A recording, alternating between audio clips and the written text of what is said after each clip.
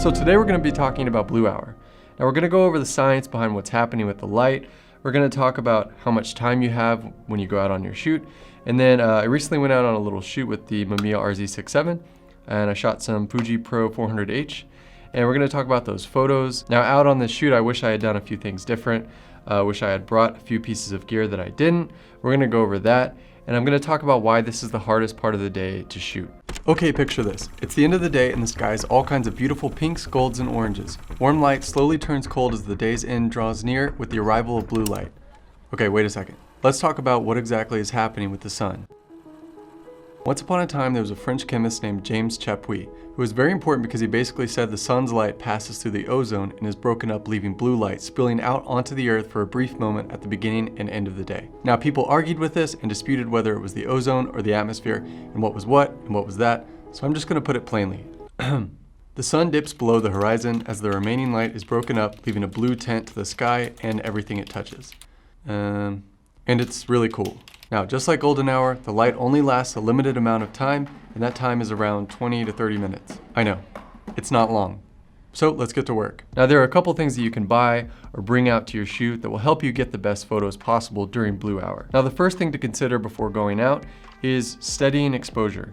Now, what this means is you need a tripod and cable release. One of the reasons why is as the sun's setting, businesses and homes are turning on their lights, and so that's what you want to try to capture. And the overall brightness of your surroundings is low enough to where you can open the shutter a little bit longer. Now, in order to make the most of this, you really do need a tripod so that you can open the shutter a little bit longer.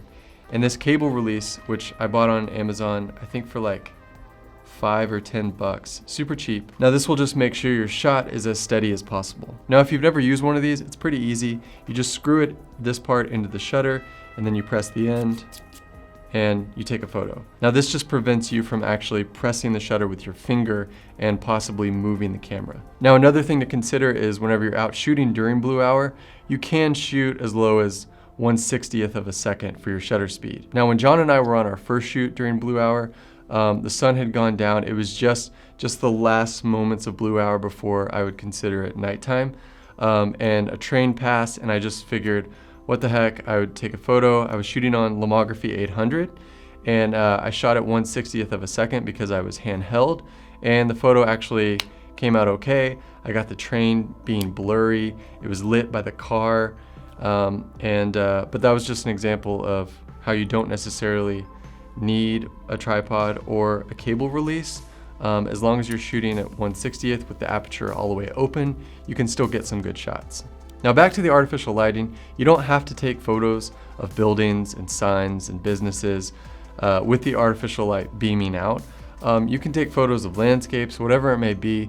Just know that during blue hour, you will need to open the shutter a bit more to get a clear image. Like anything, you can take a photo of whatever you want to take a photo of. This is just my personal preference. So when you're determining what blue hour is, like if you're not sure is it blue hour right now, one thing you can consider is the sun gone? Can you see any bit of the sun?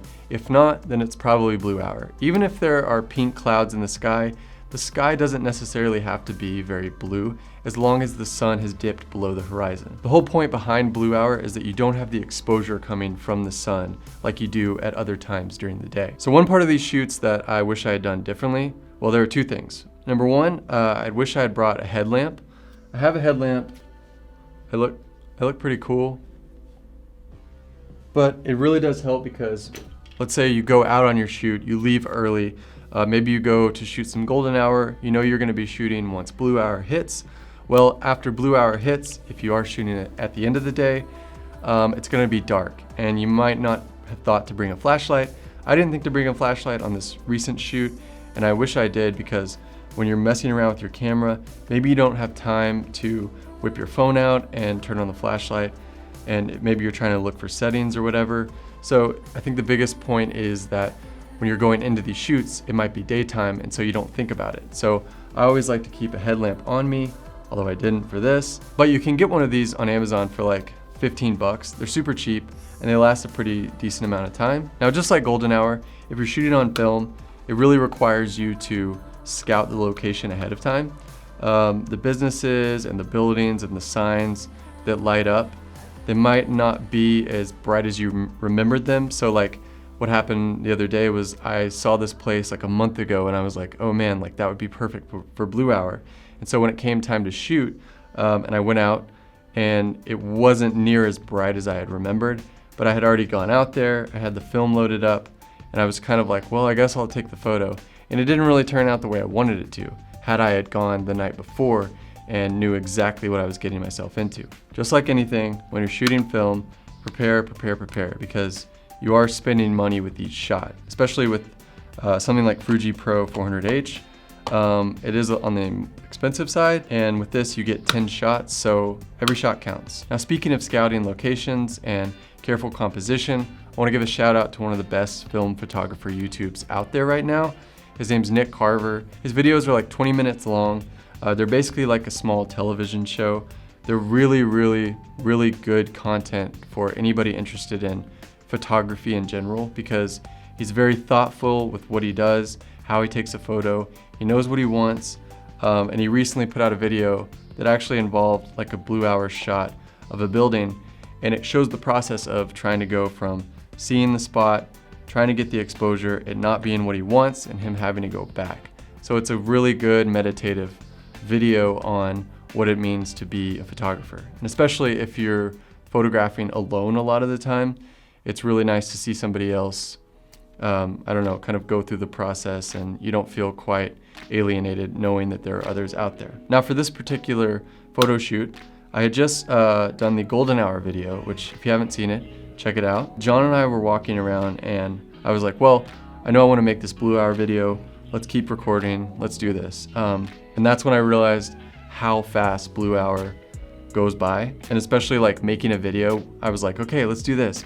And then I got like 2 shots because I had to set up the Mamiya, get the tripod, expose the shot, and I was also kind of like unsure about composition. And so by the time I had done all that, like 15 minutes had already gone by. And so I just, the only other shots that I could get were just like behind us in the parking lot. So that's where you see this photo of the light post and then the tree. Basically, that was when I was like, okay, so I need to come back. I know that I need to plan out the shoot a little more carefully. I know I need to be mindful of how much time I have. And did I do those things for the next shoot? Absolutely not, because I got inspired to take some photos and then I just walked out the door and had no plan whatsoever. But that's very on brand for me. So for this shot of this local taco joint that we like, I exposed it for about, I think, 1/15 of a second. But for that first shoot, these were taken on Lomography 800. So once I decided to try Blue Hour again, I used Fuji Pro 400H. I just shot 1 roll, and I kind of went to the local library because they always keep their lights on. It's kind of right in the middle of a park, and so it's a pretty scenic area. So I figured I might try to get some of that artificial light mixed with the blue sky. So next I wanted to get this gas station that I've basically been scouting for months. It's got a really nice sign that's in different colors. The light's always super warm coming out. It spills out on the cars in the parking lot in a really aesthetically pleasing way, and so I wanted to get a shot of that. So I started across the street because we were on that side of the street when we were taking photos of the library. I liked the composition of that photo, liked how it was kind of glowing in the middle of the shot, but it was a little too small for me. So I decided I was going to walk across the street and take a closer shot.